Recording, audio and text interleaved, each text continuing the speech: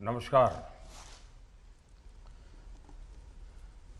National science day पर हो रहे आज के बजट वेबिनार का विषय बहुत ही महत्वपूर्ण है। 21वीं सदी का बदलता हुआ भारत अपने नागरिकों को टेक्नोलॉजी की ताकत से लगातार नागरिकों को एम्पावर कर रहा है। बीते वर्षों में हमारी सरकार के हर बजट में टेक्नोलॉजी की मदद से देशवासियों की ईज ऑफ लिविंग बढ़ाने पर जोर दिया गया है। इस बार के बजट में भी टेक्नोलॉजी, लेकिन साथ साथ ह्यूमन टच को प्राथमिकता, ये हमारा प्रयास हुआ रहा है। साथियों, एक जमाना था जब हमारे देश में सरकार की प्राथमिकताओं में बहुत ज्यादा विरोधाभास नजर आता था। समाज का एक वर्ग ऐसा था जो चाहता था कि उनके जीवन में हर कदम पर सरकार का कोई न कोई इंटरवेंशन हो, सरकार का प्रभाव हो, यानी सरकार उनके लिए कुछ न कुछ करे। लेकिन पहले की सरकारों के समय इस वर्ग ने हमेशा अभाव ही महसूस किया। अभाव में जिंदगी जूझने में ही निकल जाती थी। समाज में ऐसे लोगों का भी वर्ग था, ये दूसरे प्रकार का था, जो स्वयं के सामर्थ्य से आगे बढ़ना चाहता था। लेकिन पहले की सरकारों के समय ये वर्ग भी हमेशा दबाव, सरकारी दखल, भांति भांति की रुकावटें डगर डगर पर महसूस करता रहा। हमारी सरकार के बीते कुछ वर्षों के प्रयासों से अब यह स्थिति बदलने लगी है। आज सरकार की नीतियां और निर्णयों का सकारात्मक प्रभाव हर उस जगह देखने को लगा है जिसकी सबसे ज्यादा जरूरत है।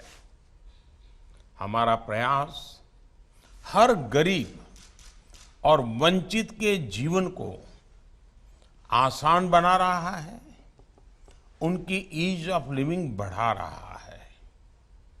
लोगों के जीवन में सरकार का दखल और दबाव भी कम हो रहा है।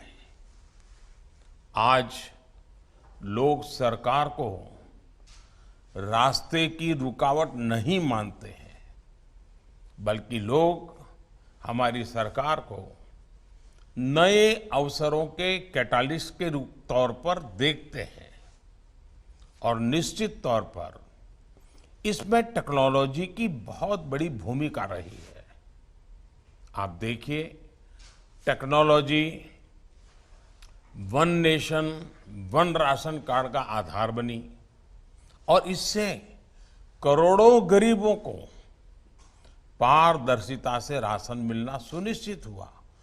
और दूसरे जो प्रवासी मजदूर होते हैं, जो माइग्रेंट लेबरर्स होते हैं, उनके लिए तो एक बहुत बड़ा आशीर्वाद बन गया। टेक्नोलॉजी, जनधन अकाउंट, आधार और मोबाइल, इन तीनों के कारण करोड़ों गरीबों के बैंक खातों में सीधे पैसा भेजना संभव हुआ। उसी प्रकार से टेक्नोलॉजी आरोग्य सेतु और कोविन ऐप उसका एक महत्वपूर्ण साधन बनी और इससे कोरोना के दौरान ट्रेसिंग और वैक्सीनेशन में बड़ी मदद मिली।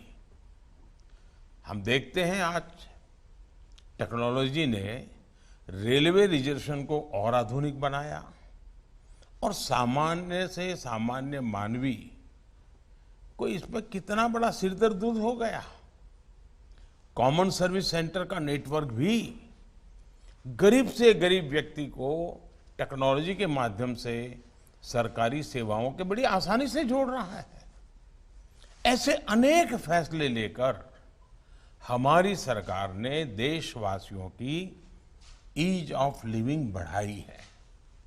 साथियों, आज भारत का हर नागरिक इस बदलाव को स्पष्ट तौर पर महसूस कर रहा है कि अब सरकार के साथ संवाद करना कितना आसान हो गया है।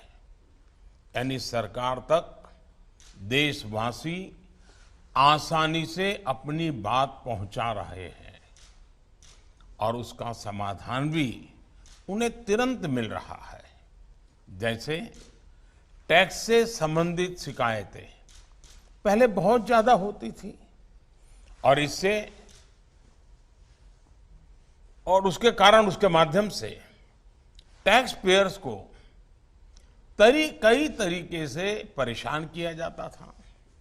इसलिए हमने टेक्नोलॉजी की मदद से टैक्स की पूरी प्रक्रिया को फेसलेस कर दिया।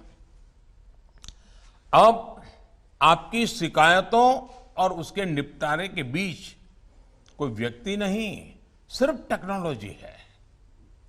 ये मैंने आपको एक उदाहरण दिया है, लेकिन दूसरे विभागों में भी टेक्नोलॉजी की मदद से हम ज्यादा बेहतर तरीके से समस्याओं का समाधान कर सकते हैं।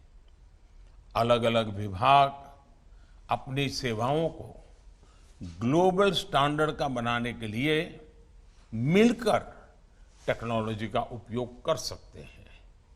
इससे एक कदम आगे बढ़ते हुए हम उन क्षेत्रों की भी पहचान कर सकते हैं जहां सरकार से संवाद को और आसान बनाया जा सकता है। साथियों, आप जानते हैं कि हम मिशन कर्मयोगी के द्वारा सरकारी कर्मचारियों को ट्रेनिंग दे रहे हैं। इस ट्रेनिंग के पीछे हमारा उद्देश्य यही है कि कर्मचारियों का सिटीजन सेंट्रिक बनाया जाए। इस ट्रेनिंग कोर्स को अपडेट करते रहने की जरूरत है, लेकिन इसका बेहतर परिणाम तभी मिलेगा जब इसमें बदलाव लोगों के फीडबैक के आधार पर हो।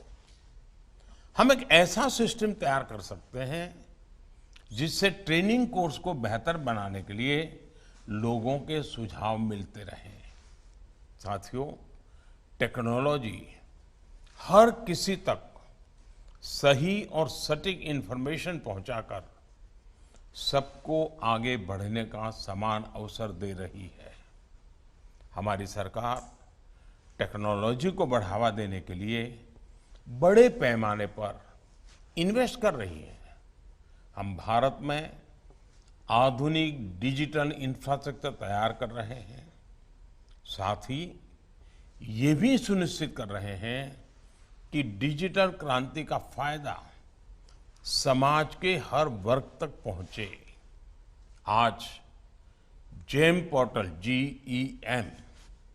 जेम पोर्टल ने दूर दराज के छोटे दुकानदार या रेहड़ी पटरी वालों को भी ये अवसर दिया है कि वो सरकार को सीधे अपना प्रोडक्ट बेच सके। ई-नाम ने किसानों को अलग अलग जगहों के खरीदारों से जुड़ने का अवसर दिया है। अब किसान एक ही जगह रहते हुए अपनी उपज का सबसे अच्छा मूल्य पा सकते हैं। साथियों, आजकल 5G और AI की चर्चा तो काफी दिनों से हो रही है। ये भी कहा जा रहा है कि इंडस्ट्री, मेडिसिन, एजुकेशन, एग्रीकल्चर और तमाम सेक्टर में बड़े बदलाव आने वाले हैं। लेकिन अब हमें अपने लिए कुछ विशेष लक्ष्य तय करने होंगे।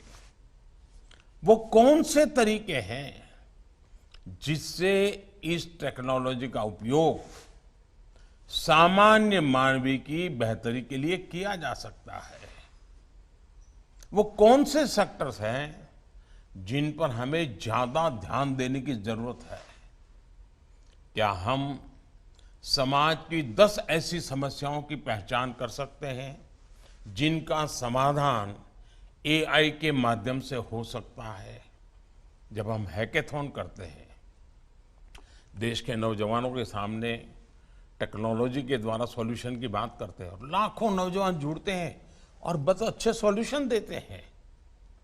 साथियों, टेक्नोलॉजी की मदद से हम हर व्यक्ति के लिए डिजी लॉकर की सुविधा लेकर आए हैं। अब डिजी लॉकर फॉर एंटिटीज की सुविधा है। यहां कंपनियां, एमएसएमई अपनी फाइलों को स्टोर कर सकते हैं और उसे विभिन्न रेगुलेटर्स और सरकारी विभागों के साथ साझा कर सकते हैं। डिजी लॉकर के कंसेप्ट को और विस्तार देने की जरूरत है। हमें देखना होगा कि और किस तरीके से लोगों तक इसका फायदा पहुंचाया जा सकता है।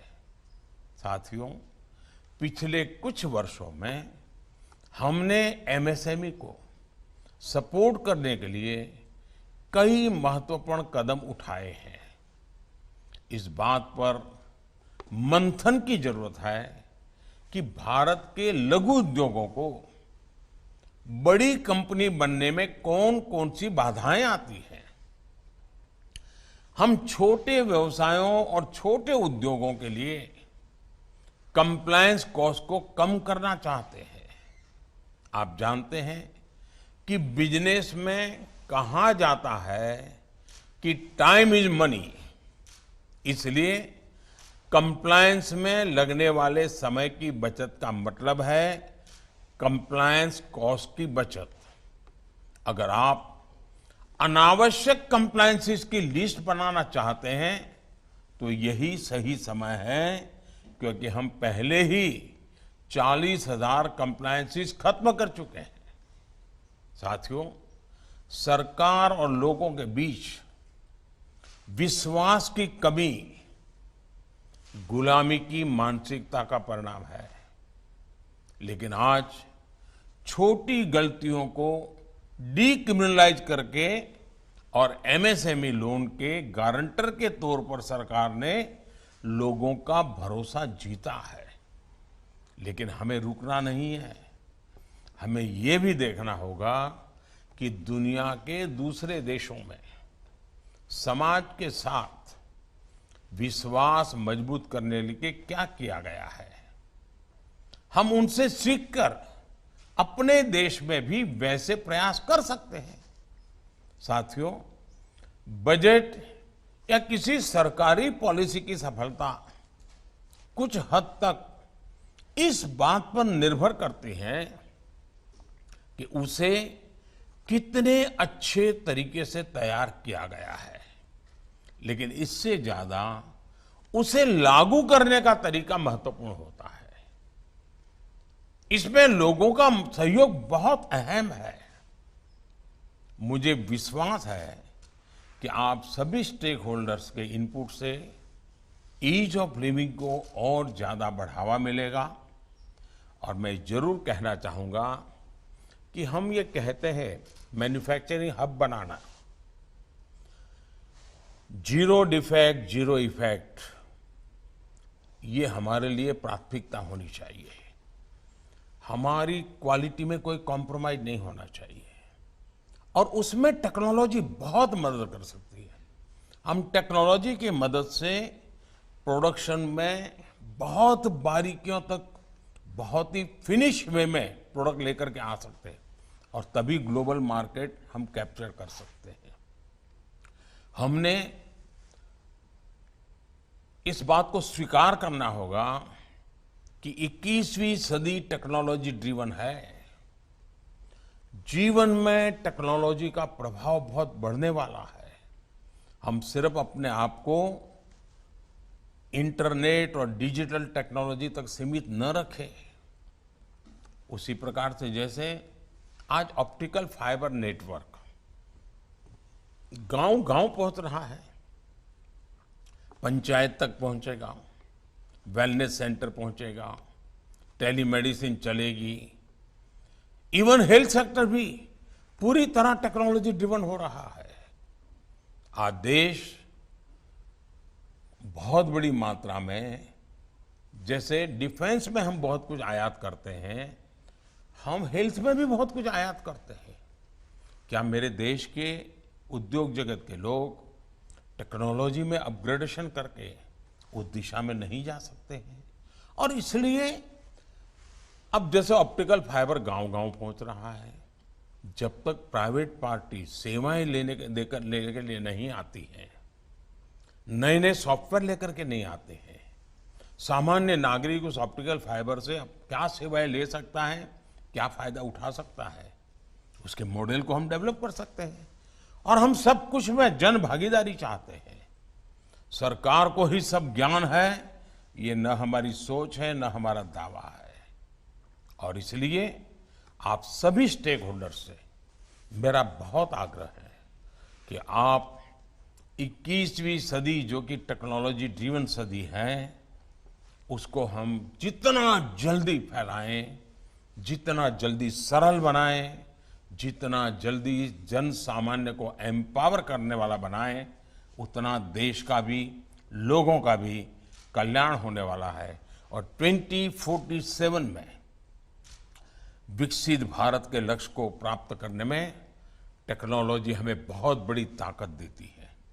और हम भाग्यवान हैं कि भारत के पास नेचुरल गिफ्ट है, हमारे पास टैलेंटेड यूथ है, स्किल्ड मैन पावर है, और भारत के गांव के लोगों को भी टेक्नोलॉजी का एडॉप्शन की कैपेबिलिटी बहुत बड़ी है। हम कैसे इसका फायदा उठाएं, मैं चाहता हूं कि आप लोग विस्तार से इसकी चर्चा करें, बारीकियों से चर्चा करें, और जो बजट आया है उसका उत्तम से उत्तम आउटकम कैसे हो, उसका उत्तम से उत्तम लाभ लोगों तक कैसे पहुंचे, इस पर आपकी चर्चा जितनी गहन होगी, ये बजट सार्थक होगा। मैं आपको बहुत शुभकामनाएं देता हूं। बहुत बहुत धन्यवाद।